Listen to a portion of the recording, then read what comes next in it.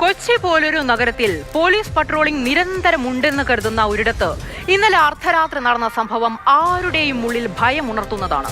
കടവന്ത്രയിൽ metro തൂണുകൾക്ക് താഴെ ഉറങ്ങിക്കിടക്കുന്നയാളുടെ ശരീരത്തിൽ petrol ഒഴിച്ച് തീ കൊളുത്തി കൊല്ലണമെന്നുറപ്പിച്ച് ചെയ്ത കൃത്യം യഥാർത്ഥത്തിൽ ഒരു പ്രതികാരമായിരുന്നു. പണം കവർന്നത് ചോദ്യം ചെയ്തതിന്റെ പ്രതികാരം. പൊള്ളലേറ്റ പിറവ സ്വദേശി ജോസഫ് ഇപ്പോൾ ചികിത്സയിലാണ്. ക്രൂരകൃത്യം ചെയ്ത ആന്റപ്പനാകട്ടെ അഴിക്കുള്ളിലും. ഇന്നലെ അർദ്ധരാത്രി നടന്ന ഈ അതിക്രമത്തെക്കുറിച്ച് വിശദമായി പറയും പ്രദീപ് ജോസഫ്.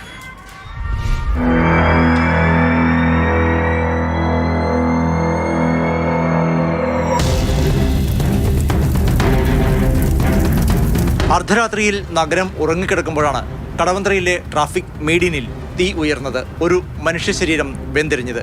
രാത്രി ഏതാണ്ട് 12 മണിക്കും 1 മണിക്കും ഇടയിലാണ് ഈ സംഭവം ഉണ്ടായത്. നേരത്തെ തന്നെ പരിചയക്കാരാണ് ജോസഫും ആൻ്റപ്പനും എന്നാണ് കരുതുന്നത്. ഇരുവരും ഈ റോഡ് അരികിലും മീഡിയനിലുമൊക്കെ പതിവായി കിടന്നുറങ്ങുന്നവരാണ്. കഴിഞ്ഞയാഴ്ച ജോസഫിൻ്റെ പോക്കറ്റിൽ നിന്ന് ആൻ്റപ്പൻ പണം എടുത്തിരുന്നു എന്ന് പറയുന്നു. ഈ പോയ രാത്രിയിലും ഇത്തരത്തിൽ പണം എടുക്കാൻ ശ്രമിച്ചു എന്നും പറയപ്പെടുന്നു. എന്തായിരുന്നാലും ജോസഫ് ഇതിനെ എതിർത്തു. തുടർന്ന് ഇരുവരും തമ്മിൽ തർക്കമായി, വാക്കേറ്റമായി, കയ്യാങ്കളിയായി. ആൻ്റപ്പൻ സ്ഥലത്ത് നിന്ന് എഴുന്നേറ്റ് പോയി. കുറച്ചു കഴിഞ്ഞ് ഇയാൾ എവിടെ നിന്നോ ഒരു ജാറിൽ, കന്നാസിൽ ഇന്ധനം സംഘടിപ്പിച്ച് അത് കൊണ്ടുവന്ന് ജോസഫിൻ്റെ ദേഹത്ത് ഒഴിക്കുകയായിരുന്നു. വെള്ളമാണ് വീണത് എന്ന് കരുതി ജോസഫ് ചാടി എഴുന്നേറ്റു. പക്ഷേ അപ്പോഴേക്ക് ആൻ്റപ്പൻ തീ ഉരച്ച് കൊളുത്തുകയായിരുന്നു. അങ്ങനെയാണ് ജോസഫിന് പൊള്ളലേറ്റത്. ഏതാണ്ട് 50% ജോസഫിന് പൊള്ളലേറ്റിട്ടുണ്ട്. ഈ കൊച്ചിയിലെ പല ഭാഗത്തും ഇത്തരത്തിൽ മീഡിയനിൽ ആളുകൾ കിടന്നിറങ്ങുന്നുണ്ട്. കടവന്ത്ര സ്റ്റേഷനിൽ നിന്ന് വെളിപ്പാട് അകലെയാണ് ഈ ഒരു സംഭവം ഉണ്ടായത്. എന്തായിരുന്നാലും ഈ സംഭവത്തിന് ശേഷം ആൻ്റപ്പൻ പെട്ടെന്ന് ഓടിമറിഞ്ഞു. പോലീസിൻ്റെ അങ്ങേയറ്റത്തെ ജാഗ്രത മൂലം വളരെ പെട്ടെന്ന് തന്നെ ഇയാളെ കണ്ടെത്താനായി. പോലീസ് എത്തുമ്പോൾ ഒരു ലോഡ്ജിൽ കയറി കുളിച്ച് വേഷം മാറി എവിടേക്കോ രക്ഷപ്പെട്ടു പോകാനുള്ള തത്രപ്പാടിലായിരുന്നു ആൻ്റപ്പൻ. എന്തായിരുന്നാലും ആൻ്റപ്പനെ പോലീസ് അറസ്റ്റ് ചെയ്തു.